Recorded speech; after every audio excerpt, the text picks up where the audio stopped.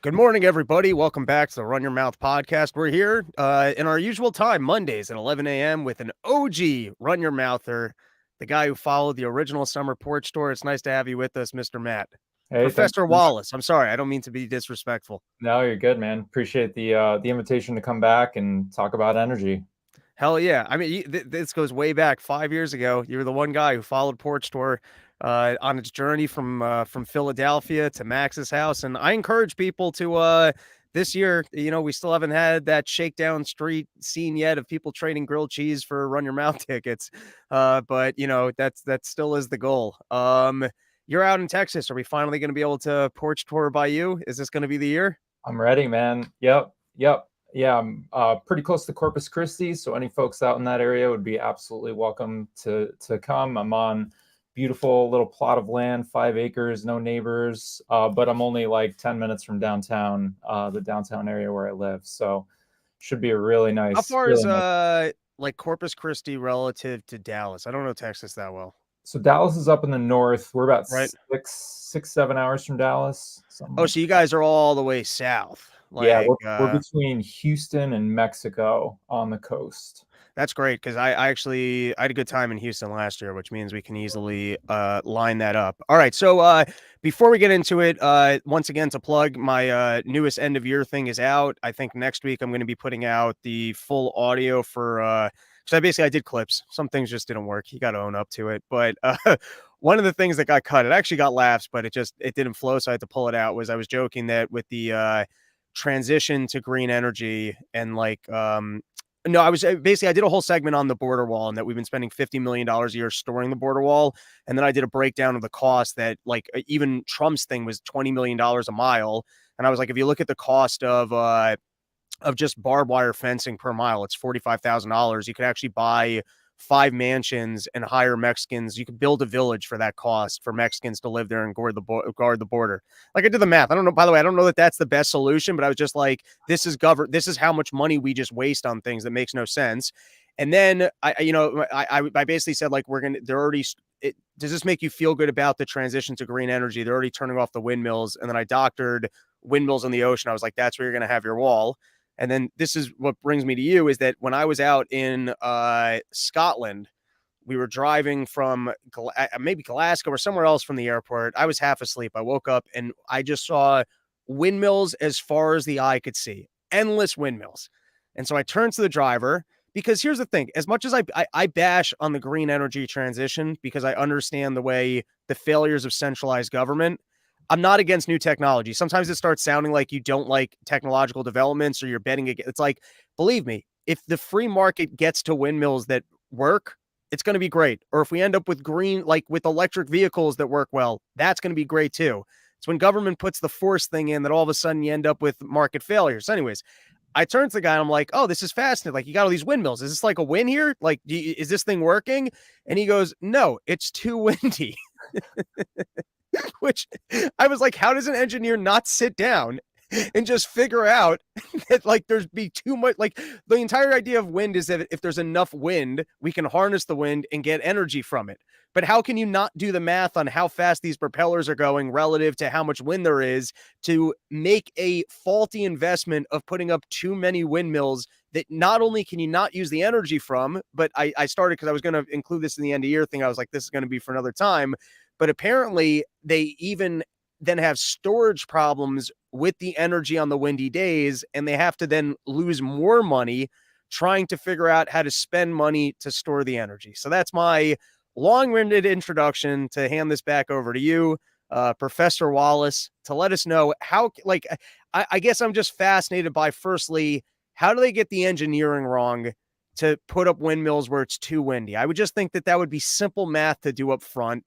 And then two, how do you like? I don't understand. I guess the technical storage problems of the green energy and the wind energy, where I guess it seems like with fuel you just burn it and use it, whereas with those things you have to actually. I guess if it's in abundance, you have to actually store it because you can't actually. It's not like I'm just going. Oh, I have to burn this amount of fuel to have this amount of electricity. It's coming in when it comes in. So I hand it back to you because I am fascinated by this. Yeah, I mean, in terms of, being too windy, certainly like during a storm or something like that, the wind turbines just aren't rated like to spin that fast and generate that much electricity would burn out the components because it's spinning faster than it was designed. I mean, most of the time, outside of like a hurricane or something, the windmills should be able to spin and take that wind and convert it into energy. But yeah, during like a big storm or something, they just got to like basically like So chop. what went wrong in Scotland? It's always too windy for windmills, and they just realized to build hundreds of them. I was looking into it. I wasn't exactly able to see that specific point of like, hey, Right. it's too windy every day where literally they can't spin. I don't know if that's the situation or not, but what I do know is that in Scotland, particularly in like the Orkney Islands and things like that, what they've done is they've installed more winds than they know they can use. And so essentially they have like, let's say, there's X number of houses and businesses and they're going to use so much energy. Well, they have more wind than there is demand. And the idea is that, okay, well, when it's really windy, we're going to have to like spill some of that energy, basically just waste it.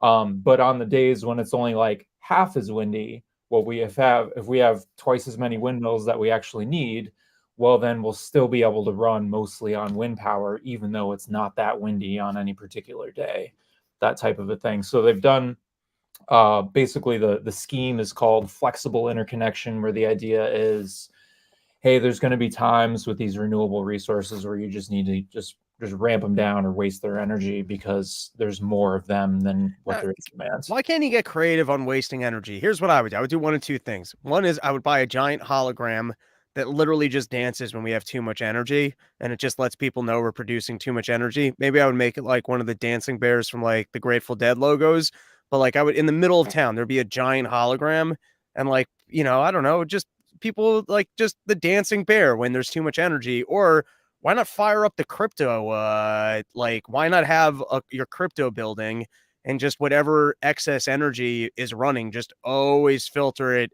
and just start mining. Just mine. Like, why? If you're one of these islands, why wouldn't you just always, literally, just have a switch that goes excess energy?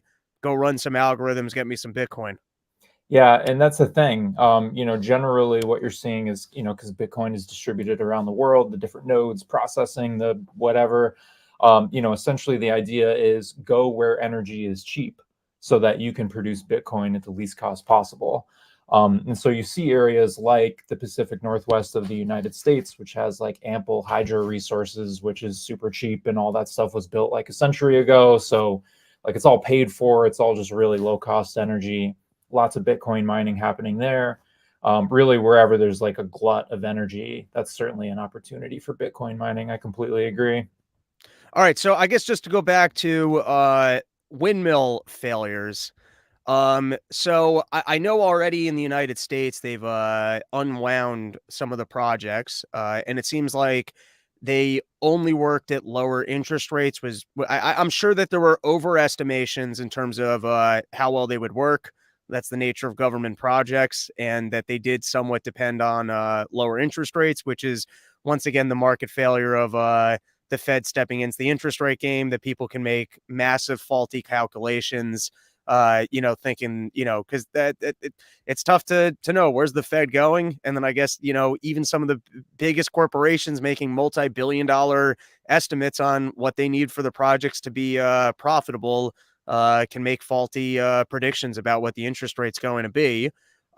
So why don't we start with there? Because I know in New York, there was like this big firm out in Sweden or something that had big investments, I think, in New York and New Jersey that they're already walking away from. But and I also believe that these firms walking away from their windmill projects already throw off like massive plans in terms of these states claiming that they're transitioning to like the net zero, blah blah blah, whatever, horseshit they're pretending to be doing. So I hand it back to you. What have been like the failures so far in terms of Biden's initiative of switching over to like the electric? Yeah, I mean, let me see. Am I sharing my screen? I don't think it. Not at the moment, but it should give you an option. And then I think on StreamYard, I think on the bottom, it might give you an option to present. Yeah, it want. Let's see. Unfortunately, it wants me to restart. Well, The hold on. other option is if you want to just drop me an email with whatever you want to throw up, I can easily put it up onto the screen. Cool. I think I've We probably could have facilitated that beforehand, but yes, this indeed. is Yeah, Run Your Mouth in all of its glory. absolutely. All right. Well, that's fine. I can speak to this. In the meantime, I will shoot you over this email here. So yeah, essentially, I looked into the issue of some of these wind projects failing and why is all of that occurring. And I found some really interesting information here that I'd like to share with you, and that's coming over in a slideshow in just a second here to your email. But in the meantime, I'll just keep talking to it. So essentially, what we've got here is an array of subsidies, right, that are essentially incentivizing this wind to be developed. So normally how energy works is there's a market. It's a state, typically a state sanctioned market, or a few states will maybe gang together and do like, a multi-state sanctioned market. But, this thing is essentially regulated by these state governments with federal government oversight. And the idea is to try to kind of like marketize energy. Back in the, you know, basically from like the mid 1900s up until just a few decades ago, the utility companies were generally seen as um, like monopolies, and they could build power plants. And instead of like competing with each other, there was the states that essentially said, okay, um, we're going to protect you from any competition, and we can get into this some other time. It would probably take a full episode, which I'm looking forward to doing with you at some point. How government screwed up energy, but essentially, these regulated utility companies that didn't have to compete with each other were building power plants and using those power plants to give people energy, right? And so there was no competition there. The power plants were very, of course, expensive and not unreliable, right, and all that kind of stuff.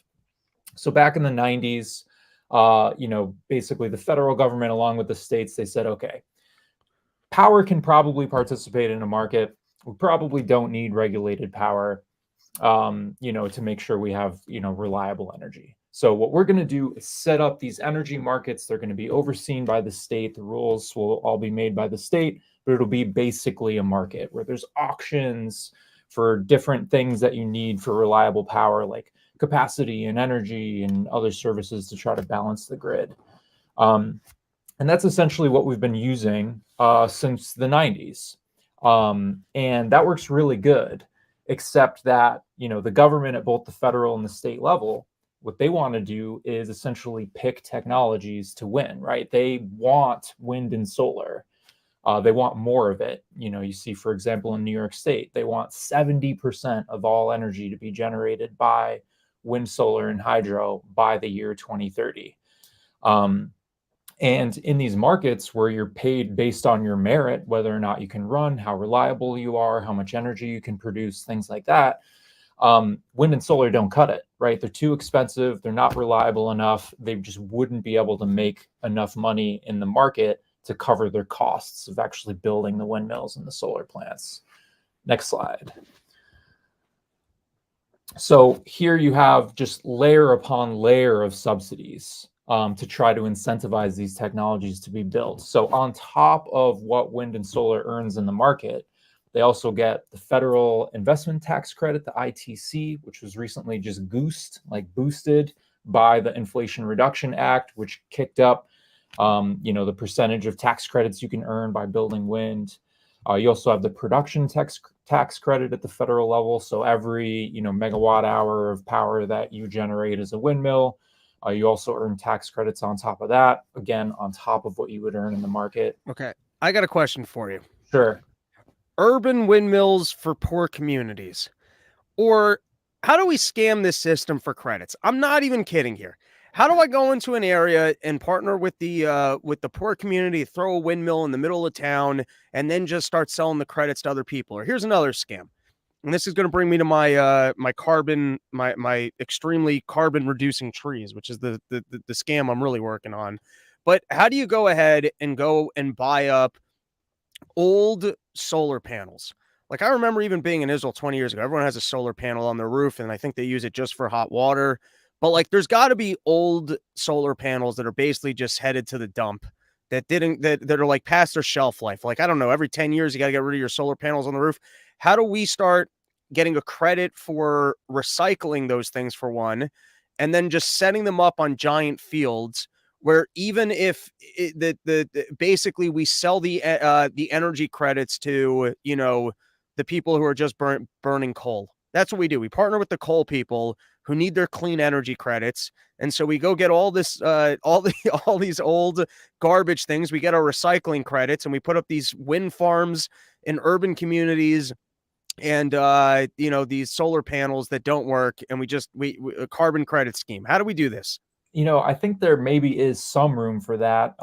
There's a concept called community net metering, where the Okay. idea is you build like a big, solar farm or something in a town or wind or whatever, and then you can essentially like share the credits among people. So it'd be kind of like signing them up for, hey, I want to come and put solar on your roof, and it's not going to cost you anything, and whatever that type of a deal. But instead of being on the roof, it's out in a field somewhere, and you can kind of share it. The thing with the tax credits, though, is they specifically, if I'm correct here, they specifically say that the equipment must be new. So if you try to take used, Okay. doesn't Yeah, but qualify. that's come on. We just need a Jew that we put new bolts on the thing. It's new. It's restored. There's a way to work around that one. We reprocessed it. We recoded it. It's new now. We put this new algorithm into it to make it more efficient, and so it's new. Come on. You don't think we can get around that one? With some I'm ingenuity. sick of being a sucker by the system. I'm looking at it and I'm realizing the only way to make money is to sell government things that they don't need because that's what they like. It's like my grandma was really stupid with money. She spent it all. Like we thought she was rich because of the way she spent money, and then she passed away. There was nothing. She spent every last dime in a Tiffany store, but that's what she liked to do. She liked to spend her money. And so I'm looking at government and I realize that these guys are a bunch of bozos and they like spending money on things that don't work. So instead of complaining about it, why not provide them with things that don't work? Why not get in on this, Professor Wallace? I All love right, it. I'm derailing you. You're actually here. You're an expert in the field. You've put together your presentation. I'm a little hungover, so I'm just throwing out stupid thoughts. So, all No, right, you're good. I you, appreciate it, man. No, this is fantastic. Business ideas, man. We gotta figure out how to break away from the man here. So I love it. exactly. So yeah, so you've got these, layers of federal subsidies essentially incentivizing the wind and solar to be built because again, they can't really compete on their own in the markets. And then that's still really not enough. So then on top of that, you have state level subsidies. Each state kind of does their own thing. So for New York State, which of course is dear to your and I hearts here, I grew up in New York and I know you lived in New York.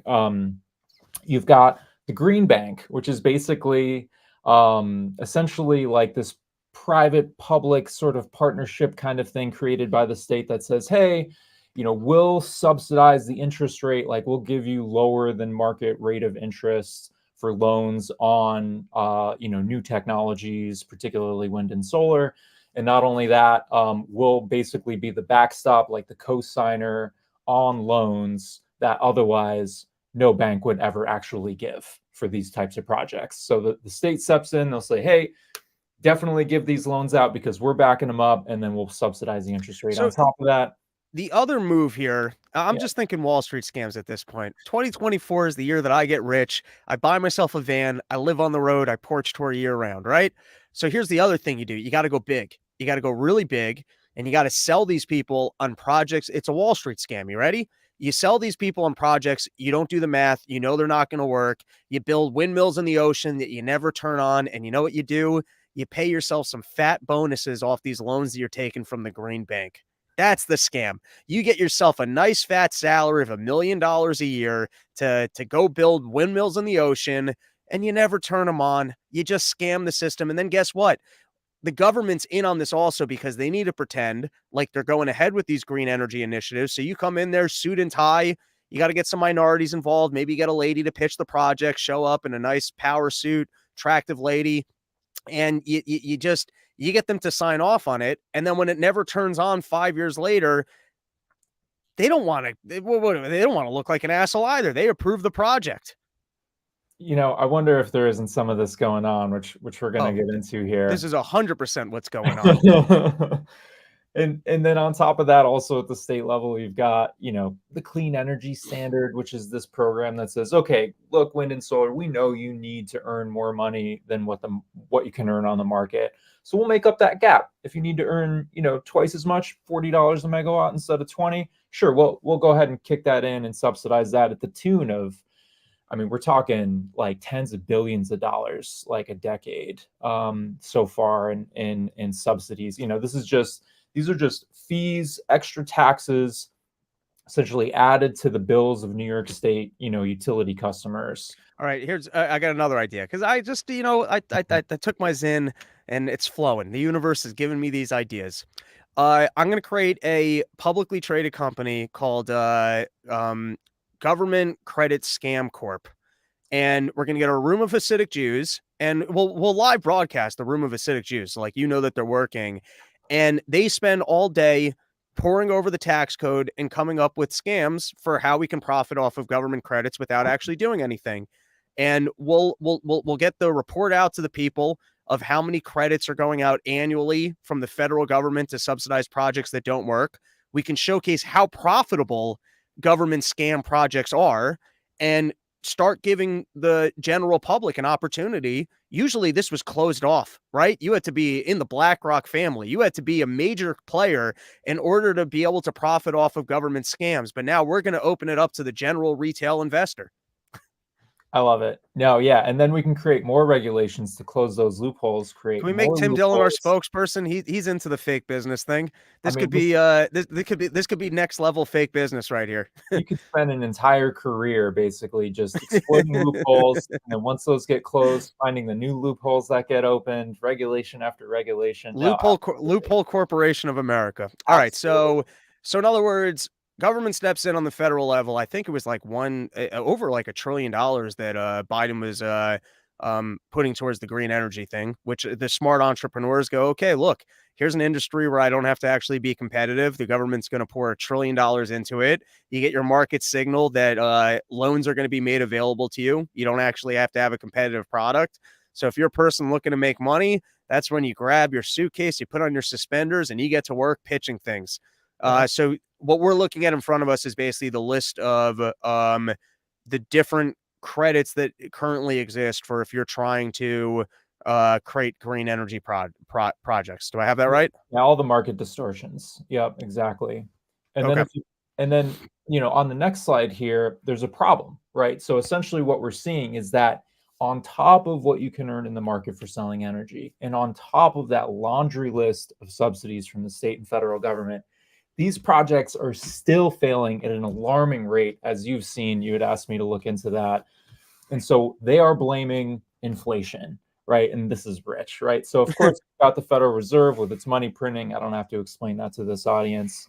But then next, more recently, you have, ironically, right, the Inflation Reduction Act, right? We're just dumping hundreds of billions or trillions of dollars out here on the market for all these, investments into causes that otherwise wouldn't be invested in. And the idea is that's going to reduce inflation. Of course, that's nonsense, right? And so the what I've seen actually a few times mentioned is that due to the Inflation Reduction Act, there is, quote, a giant sucking sound of green energy investment going into the US. And so the idea there is, okay, now you've got, $1 trillion worth of demand here in the US for green energy projects. And so everything's getting bid up, right? The people that have the experience to build these projects, their rates are getting bid up. The actual blades for wind turbines getting bid up, all the infrastructure type stuff's getting bid up. So of course, supply and demand, when demand goes up and supply stays the same, or Oh, takes a while to classic. catch up, price goes up, man. That's price inflation, right? So the Inflation Reduction Act causing massive amounts of inflation in So the green energy sector. just to put this in terms that I can understand, it's kind of the argument for when they were going to do Obamacare. How are you going to increase demand and reduce prices. Or like you look at the college problem, the government made all this money available to colleges to make it more affordable to you. And so all of a sudden you got an increase in the money available to colleges, so they charge more. So on the same note, and this almost, this might be a question for Keith Weiner down the line. But like, I guess if government stepped in and instead of making money available to people who were going to go purchase the wind turbines and put up the wind turbines, government got into the, made money available to the suppliers of those things to expand production, then I guess maybe government could reduce the cost of going out and investing in green energy projects. But if they're just making money available to you, and you got to look at this like the way capital works, the amount of time that it probably takes me to make a wind turbine plant, to make giant wind turbines available to the people that are going to go put it up, you're probably talking about maybe 10, 20 years. And this is so easy to forecast. It's so interesting when you break it down this way. Mhm. Let's say there's 2 places in the world that make these wind turbines, and now I make more money available to entrepreneurs to go and purchase those wind turbines. Of course, that's not going to work because you're just going to be bidding up the cost on the wind turbines. The only way that you could possibly step into this market to distort it to you would have to figure out, how do I increase supply on the massive capital goods, such as the wind turbines or the mining materials. Like you're talking about the giant capital infrastructure projects to increase supply. It's fascinating. It's so simple when you look at it that way. If you're Yeah. increasing the demand for these items that, maybe they can produce more of them in 10 or 12, like 10 years if they started, figuring out how to create giant, it's almost like the same way Boeing can only roll out so many new airplanes in a year. You're talking about giant plants to build engines. Like these are not things that, you can expand in 6 months. It's just not the way that those markets work. You're talking about giant capital projects. So just to bring it back, this is the way I learn and I appreciate it. So essentially, they made more money available to go ahead and consume what are, you know, limited supply goods, and will be limited supply goods, because even if there's more money coming into the corporations that are making the giant windmills, it's going to be years before they can expand production. And as there might not even be that many competitors on the giant items, why would they expand production? You're just giving them more free money. You're letting them charge more for the same thing. Why wouldn't they do more of that? It's the distortion of markets. It's so simple. And of course the what is it, the solution to high prices is high prices, meaning of course that'll make supply increase over time because people are being able to get higher profit margins because everything's being bid up. But really, just boiling it down to what you said a few minutes ago, it's Ludwig von Mises's master builder analogy, right? Where you've got a builder building a house, he's got all the plans, and he sees what the interest rate is, he sees what the available money is, and he says, okay, all the signals that I'm receiving says that I can build this project of this size on this timeline, right? But in reality, the bricks that you need for the house aren't actually there because you're getting these false signals, you're getting these artificially low interest rates, you're getting all of these subsidies that otherwise wouldn't be, that isn't capital that would be coming into this project. But the federal government, state governments, they're diverting money that would have gone elsewhere and they're forcing it in here. And so the materials available for this master builder just aren't there, but he thinks they're there. And so he starts building these projects, and then he realizes, oh, I don't have enough to build that third story or build the roof or whatever it is, right? This is a fundamental failure.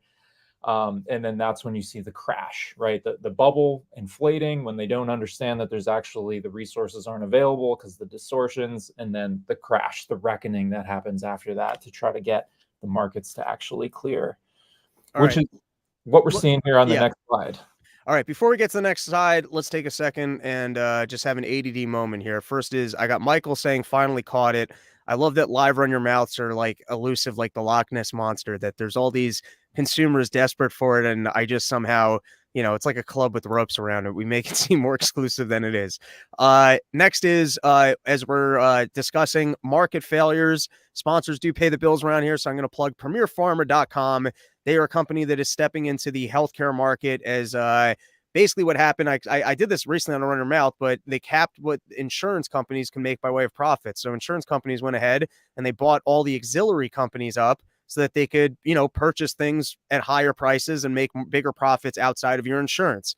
And so Premier Farm is stepping into the market to try and get you generic drugs for cheaper. If you're a doctor, a hospital, an independent pharmacy, you want to get cheaper generic drugs to your patients, hit up the good people at premierpharma.com who can do that.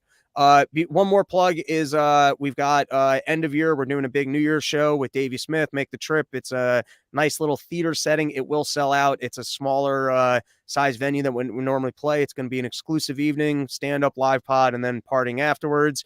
And then before we move on, Professor, any plugs you want to weasel in here? You can follow me on Twitter at As the Meter Turns. As the meter turns. There we go. All right. So next slide. All right. So here's the reckoning, right? So we've got essentially all of these developers, chock full of all of these subsidies from the state and federal level, but then inflation hits them and they're like, oh, shoot, we're still going to lose money on these projects. Even with what we can earn in the market and all the subsidies, we're still going to lose money because this stuff is just that uneconomical. So developers of the wind projects across New York State got together and they are petitioning the Regulatory Commission of the state of New York saying, hey, kick in a few more $1 billion for us and then we'll be able to get these projects built. But they did, the Utility Regulatory Commission and their staff, they did an analysis of this, of the extra subsidy that the industry is asking for. And if they were to grant it, so that these projects can go forward, it would increase, like your average residential customer or whatever, it would increase their bills as high as like 6 or 7% just to fund these additional projects, right? Commercial or industrial customers, which often get the sort of the brunt of these like subsidy programs, their bills would go up by like up to 10 or 11%, just to fund these wind projects that are basically at risk of failing due to inflation and not really being able to properly. And that assumes that once they get turned on, the electricity cost could be additionally higher. So for example, let's just say purchasing electricity costs from a windmill are 3% higher than where I currently consume them from. So if you go the 6% upfront cost plus the 3% of what it costs once you're running it, now we're looking at 9%. And now if you mandate that there's a certain amount that I have to purchase from green energy, you're probably going to push up that cost even more. So now you're looking at, I don't know, 15% higher. And then you tack on inflation on top of that, just general inflation. You could be talking about, your energy cost being 20% higher next year. Yeah, no, it really is staggering. I mean, if you if you look at essentially your bill, right, that you pay, just breaking it down, right, like 80% of that is infrastructure. That's power plants, that's wires, that's substations, that's all the metal and stuff in the ground that actually generates and delivers electricity to you. That's 80% of your bill. 20% of that is fuel, right? And then if you think about it, like wind and solar, they essentially just aren't reliable enough. Like we know that they don't work when you need them most, right? Which we'll get into in some later slides. But every additional piece of equipment that you throw out there on the grid, that just kicks your bill up higher and higher and higher, right? It just keeps making that infrastructure cost on your bill just doubling, tripling, quadrupling, whatever it is for all of these pet projects that just wouldn't exist. They just wouldn't exist without all of these subsidies. It's wild. It's interesting. One thing I just want to note before we move on is one of the commissioners of the Public Service Commission, she noted the level of relief being requested here in these petitions is jaw-dropping. This is a moment for us to be more open and transparent on the real challenges ahead. Basically just to move forward with, actually, next slide, you can see them right here on the screen. 1/3 of the onshore wind projects have been canceled.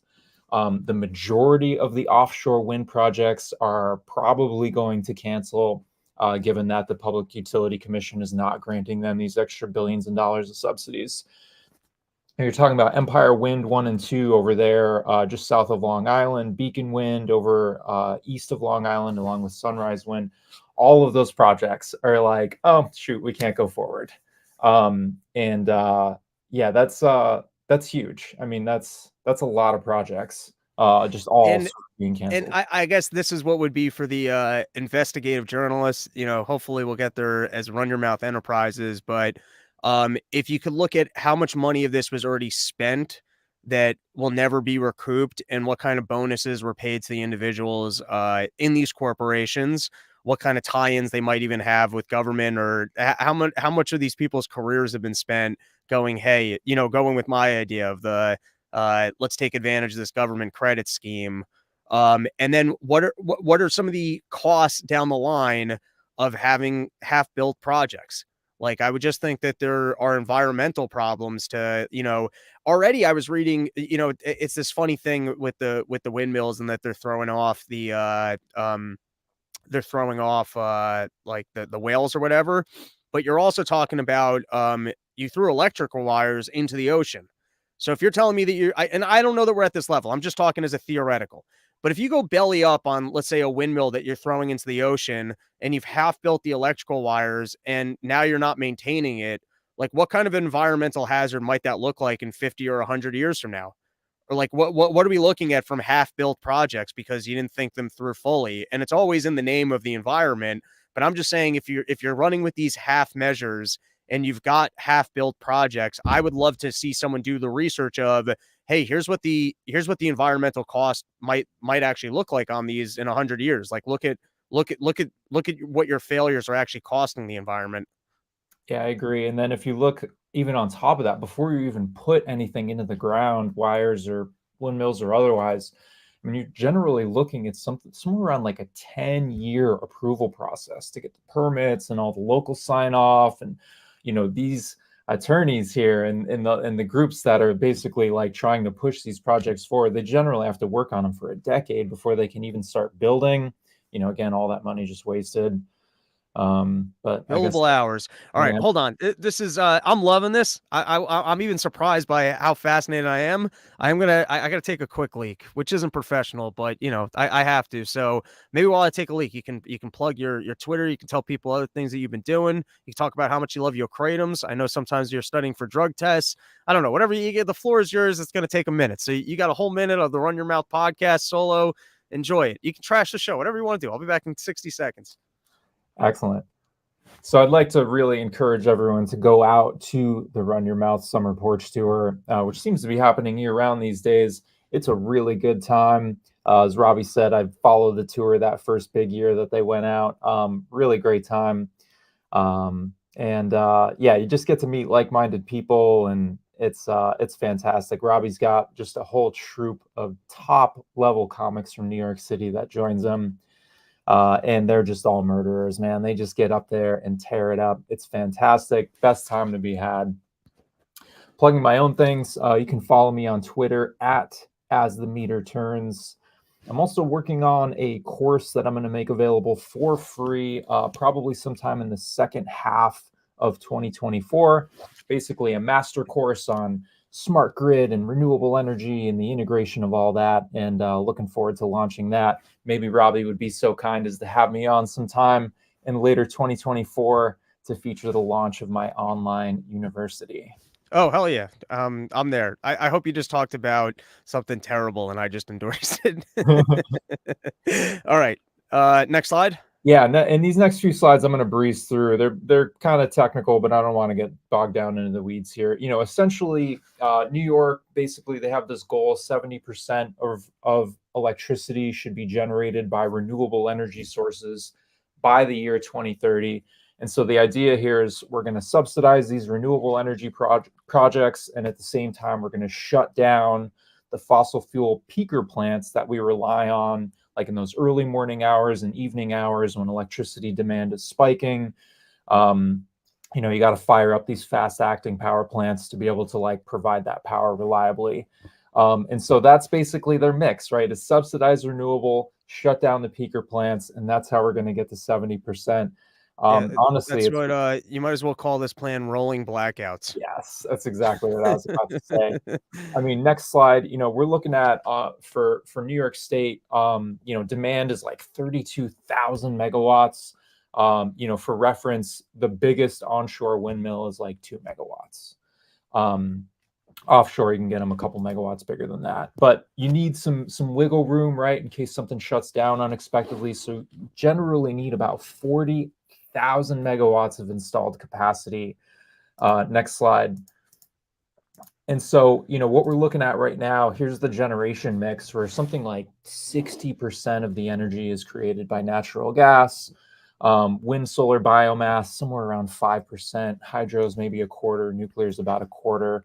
And so essentially what they want to do is, next slide, take that 5% of wind, solar, biomass and make that grow by about, to be 40% of the generation mix, which if you're looking at the screen, it's pretty drastic to go from just a tiny little slice of the pie to almost half of the generation mix, when what we're looking at today is just trying to go from 5% to 6% or whatever, just a few percent more than what we're at today.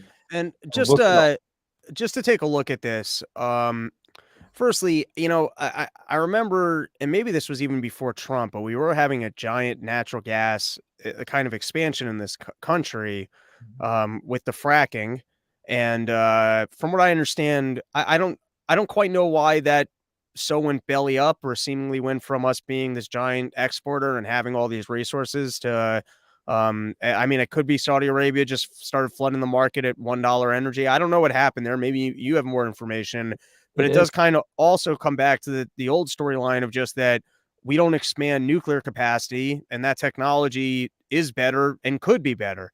So I hand it back to you just to, as I look at this and we're trying to, I guess, expand specifically the wind, solar, and biomass, which seems to be the least reliable.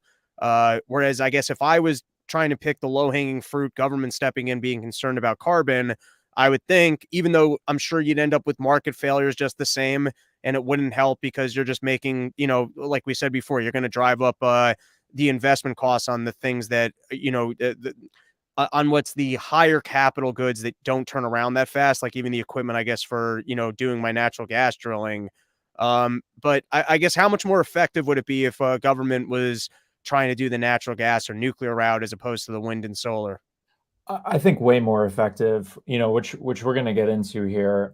Just how ineffective these intermittent technologies can be in terms of providing reliable power.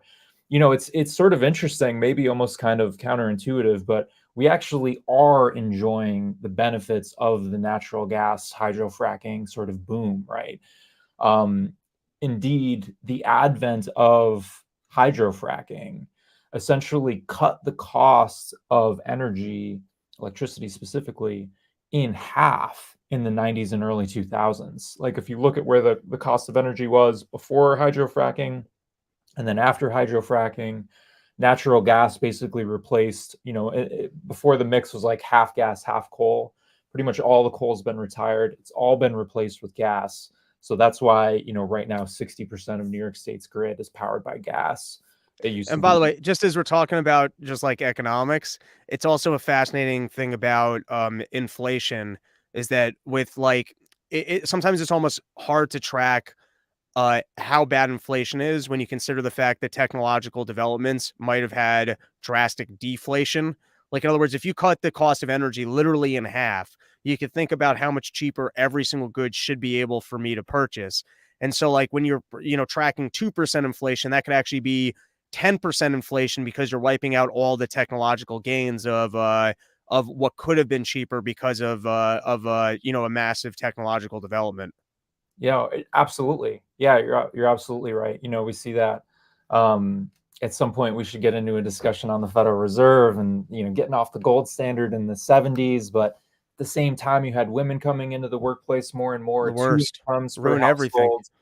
household. And it's interesting. They essentially offset sort of, your cost, your standard of living, Right. um, by essentially having two Having 2 incomes incomes, right. sort of mask the inflation. It's insane. The whole thing's crazy. Okay, Uh, anything else to look at on the, 2030 versus today, goal no, slide? we can go on the next slide. And so here essentially the point that I'm trying to get at is, okay, so we need 40,000 megawatts of capacity to have a reliable grid. I'm sorry. Once again, I'm interrupting, being a bad host. For everyone who just listens to the show, which is a considerable amount of the audience, if you're an engineer or you actually like math and you like numbers, Professor Wallace did take the time to actually put together some of these calculations. This is not me just running my mouth and pulling out things from my butt. There's actual facts and figures here. So for people that might appreciate that, I do recommend specifically on this one, checking out the video version of the show, as you might find some of these slides hold some very good information. Back to you, Professor Wallace. No, thank you. And, a lot of this is back of the napkin. So, just keep it in mind here where this is for the Run Your Mouth podcast. I figure a little bit of disinformation is there you go. That's the way we run over here. I like it. Essentially though, back of the napkin kind of calculations, just round numbers, just trying to give you an order of magnitude of what we're looking at here, right? So 40,000 megawatts of capacity, we got to basically transform 40% of that mix, which is, natural gas is about 60. We need to take about 2/3 of that and get it away from gas and into wind and solar. 40% of the generation mix of New York State, we got to convert from gas to wind and solar to meet the goals. That's 70% renewable energy by 2030 goal. So, you're looking at 16,000 megawatts of additional capacity that's going to need to be installed. Again, one turbine is 2 megawatts, right? So you're looking at, 10,000 turbines or something like that. But that's just scratching this. That's like barely scratching the surface. Because if you think about it, wind doesn't blow all the time and solar doesn't shine all the time, right? Solar, at least half the day, it's not shining. And then in New York, it's cloudy and snowy and whatever, all that kind of stuff. Panels get dirty. The sun's not always right high in the sky. Most of the year, it's pretty low. And so generation's pretty low, things like that. So what they do is the New York ISO, they are the market operator for the state of New York for the power market. They say, okay, so wind, we can actually only really count on it about 14% of its nameplate capacity. So essentially, if you've got 100 megawatts worth of wind, we're going to count that as 14 megawatts, right? So only 14% of the capacity of this infrastructure is actually, running at any given time. Like on average, only about 14% effective wind. Solar, only about 7% effective on average. That's basically what these numbers mean. And so if you were to take that 16,000 megawatts of capacity that we need to meet these goals and factor in, let's just use wind. Let's just use that 14% derating factor, essentially. We're looking at 114,000 megawatts of renewable capacity that's needed.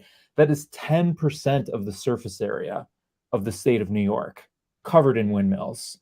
And so, that's kind of why some of the offshore stuff is important, because it's way out there and you can have these gigantic freaking windmill farms where no one can see them. And, these giant turbines that are maybe 4 megawatts instead of 2 and whatever. There's some efficiencies to be had there.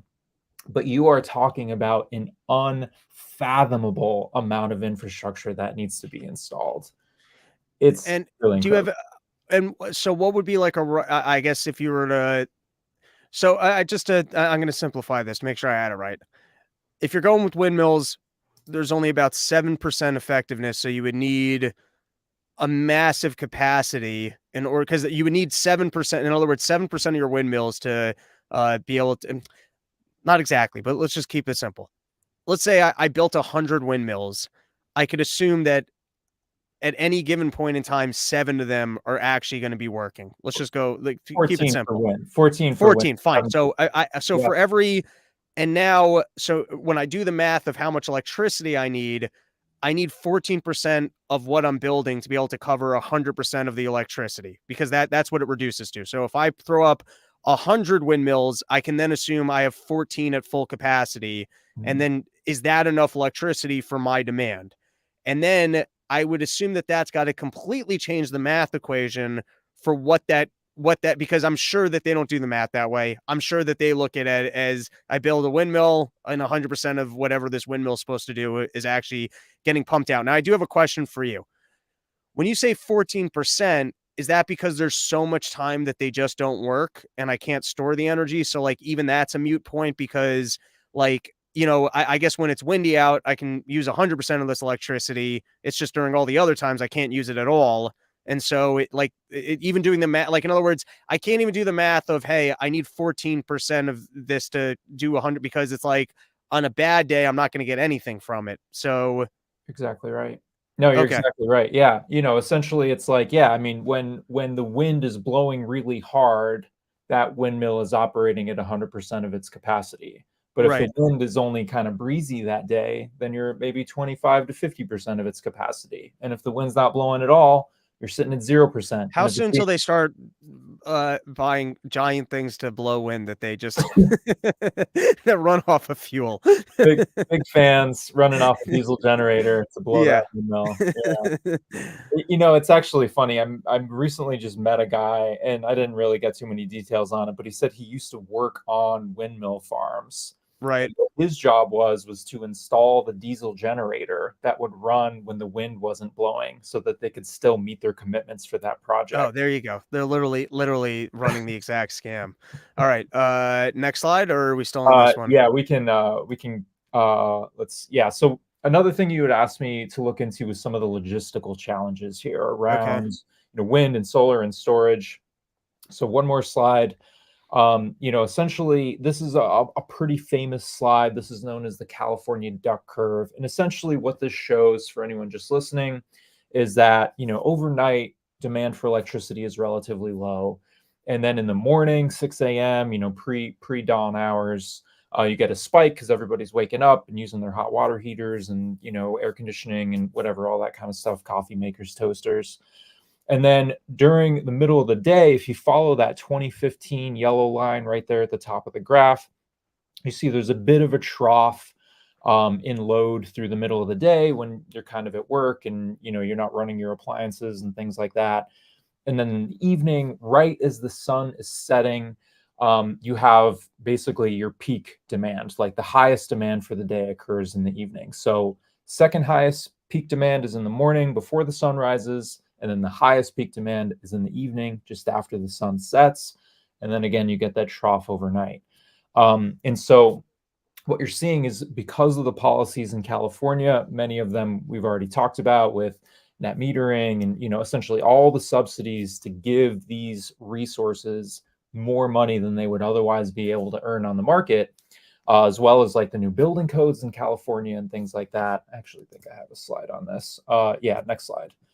um, essentially like net metering, what it says is, okay, you are a customer, you own a house or a commercial building or something, you want to put solar on your roof. What we'll do is we'll take the average, cost of solar, multiply that by roughly 2 or 3, and then that's what we're going to pay you for the solar power that you generate. Doesn't matter when you generate it, doesn't matter what the price of power is when you're generating it. We're going to give you 2 to 3 times what the monthly average cost of solar is for any solar electrons that you're generating. So 2 to 3x kicker on top of the market price of power. You've got building codes that are requiring these developers to put solar on the roofs of every new building. You've got the state sanctioned energy markets that basically say, hey, for gas plants and coal plants and nuclear plants, you need to be reliable, right? And if you demonstrate that you are not producing when you said you would produce, we're going to penalize you severely for that because we were relying on you for capacity. For whatever reason, you weren't able to deliver. So, instead of giving you a payment for 100% of the capacity that you're providing, we're going to cut that down to 90% because, you demonstrated that you weren't that reliable. Well, wind and solar, they don't get penalized that way. They can essentially just produce electricity whenever they want and get paid for it and don't get penalized for being intermittent at all. Again, the government picking technologies to succeed or fail. And then, of course, energy storage is really still too expensive. If you were to try to go literally 100% renewable, where you have no fossil fuel backup, then you would need tons of wind, tons of solar, like we were just talking about, and then enough energy storage, for example, in the state of New York, to last you weeks, right? Weeks of the dark gray, sub-zero All right. winters. So I And gotta ask, why is energy so tough to like? I would think like Duracell battery's been around a really long time. Works pretty well. I actually prefer. I can tell you from the production I do. I prefer batteries to charging stuff because it just means before I'm filming, I throw fresh batteries in. I know that I'm fresh. Whereas with charging, I got to be plugging in the hotel room and hope that you're actually at 100%. That's fucking ADD. No one cares about that. Anyways, I would just think, like, you can't round up every old Duracell, throw them into a thing, start run power into it, then like just be recharging Duracells. Like, why is power storage that difficult? Um, it's not that it's difficult, it's just that it's expensive for the materials. You know what I mean? Like one little AA battery is like a dollar, right? And it could run like something actually high power for like a second, right? Like think about how long your air conditioner would run on a Right. AA battery. You're talking like a So few seconds. is this at all possible? And just talking out of my ass here. Is it almost like they're looking at the wrong way where they almost need to start making consumer goods that have like rechargeable batteries in them that are almost like automatically recharging off the grid during like the time that the renewables are actually running. Like You it's know, almost like it almost seems like an infrastructure problem that you're not going to build giant plants to kind of just store energy, but it could be that like I could have a smart air conditioning unit that automatically starts charging itself up when the energy rates are at its cheapest, which are probably when the renewables are actually available to me.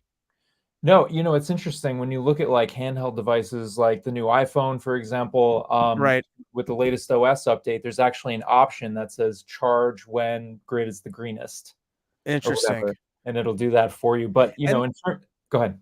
okay, and no, I didn't mean to cut you off. Go for it. In terms of like your air conditioner or your hot water heater or things like that, the reason why that's tougher is because they just draw so much energy, right? Like Right. if you look at the average, like lithium battery for a residential kind of home type deal. It's a big old battery, talking 4 feet tall, 3 feet wide, foot and a half thick, weighs 200, 300 pounds, something like that. That thing's only going to store what, 7 kilowatt hours, right? And so your air conditioner is what, maybe 1500 watts. So you could run your air conditioner for about 20 minutes, Right. right? Literally Off, nothing. yeah. Um, okay, one more ADD question for you. So I know if I like throw solar up onto my roof, I think the excess electricity I'm able to sell back to the grid, and I believe that I think some people are even forced to purchase it. Now, Yes. when people are forced to purchase the excess power, if I'm selling excess power, that must mean that there's an abundance of excess power and it's kind of useless because there's nothing that anyone can do with it. When it's in abundance, it's not being stored. So it's literally like something that nobody wants. It's like, you know what I mean? No, You might you're as well absolutely right. you might as well go with my hologram idea of just turning on the giant hologram machine to showcase that we have too much power today. Is that another I would assume that that just overall must just drive up energy costs because if you're forcing, let's say, your nuclear power plant to buy this excess energy, and so they just literally have to throw money down the drain for electricity that they don't want or need, then they're going to have to charge you more for your general electricity usage. So the entire green thing, in other words, it's just like a scheme to drive up your energy price. You're reading my minds here. If Right. you go forward, I think 2 slides. Next one's just a duplicate. Yeah, hit this one right here. With the chart on it. Back one, I think. Oh, Yep, that one right there. So what you're looking at here is a chart that basically looks a lot like the chart I just had up, where in the morning you've got a peak, in the evening you got a peak, midday there's a trough, that kind of thing. But the difference with this chart here is the vertical axis here is price, right? Demand for energy. What are people willing to pay for that energy? And it's interesting because most of the time, energy is valuable, right? And if you are producing energy, then you can sell it, and someone is actually willing to buy it. But it's interesting because of the myriad of subsidies and market distortions that have been put in place by the federal and state governments to encourage these intermittent technologies, what you end up having is so much solar that gets produced in the middle of the day that it actually makes the demand for energy go negative. It makes the price go negative. And there's a few really important implications here, right? So, um, one is just the fact that all of these building owners, right, that were essentially forced to put solar on or put solar on due to the sort of economic incentives and things like that, because it worked out for them. What's occurring here is you have a glut of energy that gets produced in the middle of the day when it's really just not needed, right? There's in general a lower demand in the middle of the day for energy. And then on top of this lower, just naturally lower demand because people aren't using it, you also have a glut of power being put onto the system through net metering policy and tax credits and building codes and all that kind of stuff. Specifically talking about California here. And so in the middle of the day during the summer, the price of energy in the state of California actually goes negative, right? And so what that means is the power plants that are participating in these markets, they have to essentially shut down in the middle of the day, and then they can turn back on in the evening or overnight or whatever to produce power. But the biggest of those power plants, the nuclear plants, the coal plants, some of the gas plants, you can't just turn on and off on a dime like that. It's not a switch, right? We're talking about, machines that weigh tons and tons that are spinning and creating all of this energy and all of this inertia. You can't just turn them on and off. You can't just ramp them up and down like the gas pedal and brake on your car. It would take 24 hours to shut a nuclear plant down, to basically get it to go down to zero production or something like that, right? You can't just. So what you end up having is these big power plants that literally have to run. They have to run because during the evening, their power is going to be needed. And in the middle of the day, when the price of power goes negative, when you actually have to pay the market to be producing power, you have no choice. Like, you just literally have to produce power. You have no choice. And so to your point, that absolutely makes energy more expensive because yes, they essentially these plants have to still there? Yeah, I'm sorry. Okay, I'm cool. listening. So these plants essentially have to pay to just be on in the middle of the day. And then because of that, they then have to charge even more when they are producing, like in the evening and in the morning. It just makes everything way more Yeah, so in expensive. other words, windmills are just driving up your energy costs. And I'm going to name the episode that windmills are driving up your energy costs. I think that's true. Yeah, because when they're creating electricity, there's too much of it, which then forces the energy company to purchase it and then charge you more for their electricity when you need it. Yeah, absolutely. And it's so interesting, right? Last point on this, and then we can move on, is if you look at the solar power being produced, solar doesn't really participate on that market, right? Particularly like solar that's on your roof or in your yard or something like that. Solar doesn't participate in the market, rather participates in this like net energy metering policy where like it doesn't matter that most of the time you're producing solar when power actually has a negative price. When you are literally making things worse, you're making things more expensive, you're producing electricity that no one wants. The utility companies of the state of California actually have to pay the utility companies of Nevada and Oregon to take the power. They're like, we have too much. I'm literally paying you to take this commodity that normally is very valuable. And so all of that kind of gets worked into your bill. And then the solar plants that are really causing this problem don't participate in the market. Rather, what happens is you're a customer, you get a bill, and you say, okay, you exported 1,000 kilowatt hours of solar electricity to the grid. What was the average price of power that month? Pretty expensive. Okay, we're going to multiply that by 2 or 3, and we're going to cut you a check for all that power that you produced that literally had negative value. It's really wild. It's really dangerous, in terms of blackouts. Like, people die for real when there's blackouts, especially when they occur during cold snaps and heat waves, things like that. Because you're messing up the math of running traditional energy. Because if me, if I have a power plant, or you're at least you're fucking up the math of if people want to do big time capital projects of building traditional energy plants, because they might have to, they're forced to take on losses of purchasing energy that they have nothing that they can do with. It's like I'm trying to think. It's like you're punishing the good thing with the thing that doesn't work. I've seen examples of this before. It's not coming to mind, but it drives me nuts. Like, here's what comes to mind is in New York. It's like everyone got so sick of what was going on with like the Metro North and otherwise that they started driving cars. So now they're going to tax you if like during peak hours, if you're in New York City in a car, because they want to basically force people back to the to having to use the trains and the public transportation and all that stuff. But when I go and use those things because I was forced to, because you took away my other option, those people, they don't have to make the trains better. It just you're talking about now like I have to be on a more crowded train. Like in other words, you're punishing the good technology by subsidizing the bad technology. Yeah, no, you're absolutely right. It's interesting. And then I think maybe the last example, like we're already over an hour at this point, so we could probably call it here pretty soon. But the last thing just to sort of mention is sun doesn't shine when you need it, right? In the morning, pre-dawn hours, particularly during the winter, you have a winter peak. Sun's not there. Evening, that's the traditional the peak, right? Sun's not there. And then we're talking about, essentially electrifying everything, right? Where anything that burns fossil fuels will replace it with stuff that just generates electricity without fuel.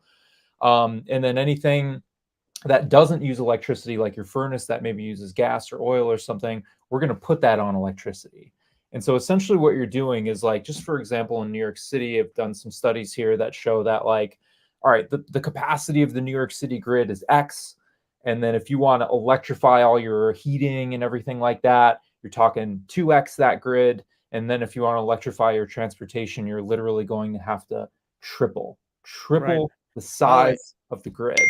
I don't understand when they talk about like I have an electric oven here, which I'm fine with. That doesn't bother me. But I also have electric heat, and I can tell you that electric heat is very expensive. Now I don't know what a heating bill like. I remember firstly I hated New York City steam heat. I would just leave that off. Like that was it's the worst. I don't know what it does to my Junos. I don't like steam heat, but it was free. And then I think my parents probably have gas, or gas heat is my gas. So I don't know what my cost here would be if I had gas heat as opposed to the electric heat, but I can tell you that if firstly I got I got a 1 bedroom apartment. This is not a big apartment. And I tend not to run the heat at all, like literally at all. But I can tell you that in my 1 bedroom apartment, if I decided to run my heater, like let's say January is a cold month, 30 degrees, and I'm running this thing to be 70, that's probably a $350 bill. Yeah. Like, so for all the, I don't know, for all their claims of like electric being better or more efficient, my interaction with it is that it's a lot more expensive. Yeah, a lot, and the idea there, sort of one of the assumptions that they build into that is essentially saying, okay, well, we would need to replace sort of the radiant baseboard, like resistive type heaters. It's basically a toaster, right? You turn it Right. on, electricity runs through it, it gets hot. You would need to replace that with heat pumps. So essentially, you're talking about compressors with liquid coolant that runs through it, and use the compressor to essentially exchange hot or cold with the outside air. And so, it's like yeah, it's a heat, like look up air source heat pumps.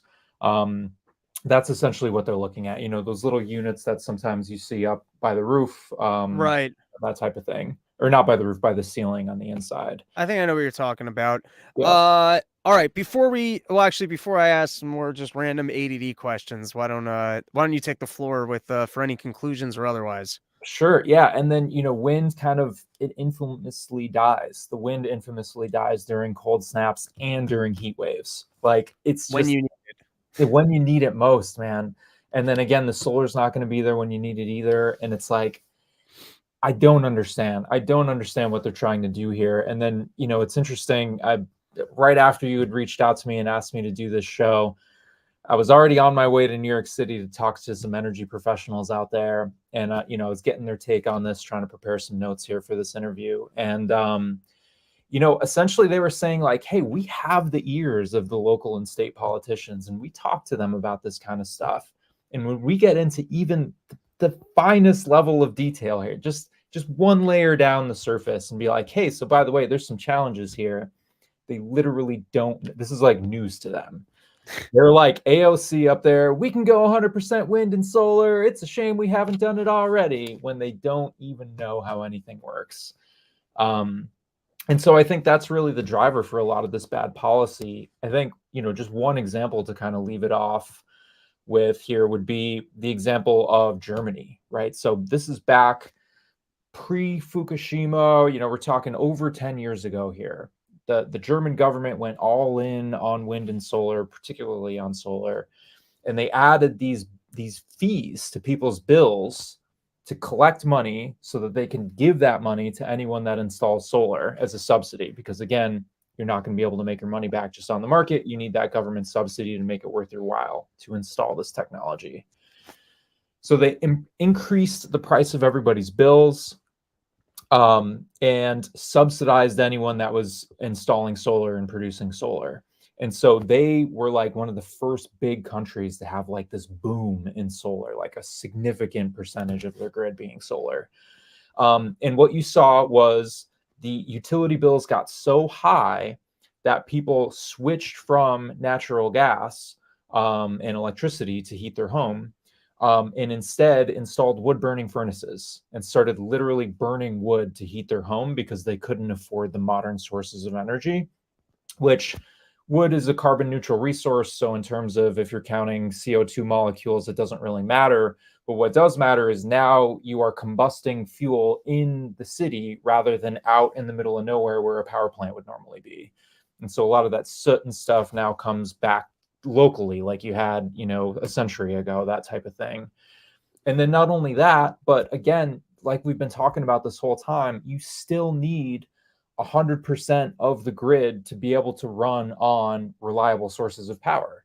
And so all of that infrastructure costs never went away, but rather you added a whole bunch of infrastructure costs for all of this wind and solar. Further, the wind and solar being intermittent, it makes the fossil plants run less efficient. So imagine your car, right? If you're on the highway on cruise control, just cruising 60 miles an hour, your car's running really efficient. But if you're in the city, slamming on the brakes, slamming on the gas, you're burning gas. You're not running as efficiently. You're creating a lot more pollution per mile than you would on the highway, just for an analogy, right? And that's essentially what happens to the grid when you add these intermittent generators, right? When you have this wind and solar that are on 1 minute and off the next, that means on your actual reliable plants, the ones you can control, you're hitting the gas and hitting the brake and hitting the gas and hitting the brake. And what you saw is after this boom of solar, after making everyone's bills so expensive that they had to start burning wood, that at the end of the day, the grid actually got dirtier because the infrastructure that you need wasn't able to run efficiently. It wasn't able to run on cruise, and it was just a disaster, absolute disaster. Just a total overlooking of the logistics. I think you might be freezing up on me a little bit there. All right, so I do want to close with this. Firstly, thank you so much. This was fascinating. The brain power of the Run Your Mouth fans is fantastic. Between you and Steven, we could and Dr. Krim, we could change the world. It's unbelievable. The people listening to the show and what you guys know, and I don't know, maybe one day we'll have our utopia, but this whole thing, just to you take a couple steps back. Firstly, all of the changes that we're making are completely mute because none of the other countries are making these changes, so it just doesn't matter. Another thing, I'm very good with themes more than I am with the particulars, but I remember once reading that like the marginal destructive properties of carbon goes down the more it's emitted. So for people that are not familiar with the concept of marginal utility, it's basically like the first piece of cake I have is delicious. The second one's pretty good. By the time I get to the third, probably doesn't bring me much joy. By the time I get to the fourth, I'm disgusted with cake. That's my way of explaining marginal utility. The marginal utility of the first piece of cake is very high, and then as I continue to eat it, it goes down. So apparently carbon works the same way, that it's like, even if it has a destructive quality, it's like once you get above a certain threshold being released, it doesn't matter. Like the marginal destructive properties of it drop off like drastically. So like even any of the current reductions that we're doing in carbon might not even have an influence, because like the only destructive carbon is kind of, let's just say, from 0 to 100 tons. And then once you're over 100 tons, it actually just doesn't kind of matter. And then, but all right, this brings me to my one question. I was reading, there's a great blog. I'd like to have the guy on at some point. I read it, or I glance at his headlines most days. This guy, Mish Talk. And he was talking about, which I just thought this was so funny, because I love it like when they just blow the logistics so bad. I don't know how true this was, but it just caught me because I thought it was funny. He was talking about how, you know, they're trying to put up like solar panels in the desert, and solar panels in the desert, I guess, you know, you get a lot of heat, you get a lot of sun, and it's great, because there's actually a problem that when they do that, they end up releasing stored carbon into the environment that, I guess, like in disturbing the sand or whatever, like, you know, the actual infrastructure is, the stored carbon is more destructive than the offsetting of putting up and I all right, anyways, I've heard Musk talk about that. I guess in his estimation, we could have you know, your solar panels, and that could offset the electric grid. Is he just being full of shit? Like, is that just a full of shit pie in the sky type talk, or like is there possibility for technological developments that we actually get there? It's possible, but it's not affordable, right? And he admits to this when he's being honest, right? Where Right. essentially he'll say, look, okay, we could go into Oklahoma, we can install a bunch of solar all in one block, and then we can install some energy storage all in one block, and then we build transmission lines everywhere, all across the U.S. to connect it all together. That would cost, you know, your bill would have to go up by like 100x or something like that to Right. pay for that. So not doable at this time. All right. Thank you so much for coming on. Love having this was great. I loved it. So thank you. Everyone be on the lookout for more dates coming your way. Why don't you plug your Twitter handle once more? At As the Meter Turns. Also website asthemeterturns.net. Not much on there, but again, that's where I'll be launching my course later this year or later in 2024. Looking forward to maybe some future visits to pump that up. So thanks, Robbie. Really appreciate it. Looking forward to Summer Porch Tour 2024 here in sunny Texas. Hell yeah.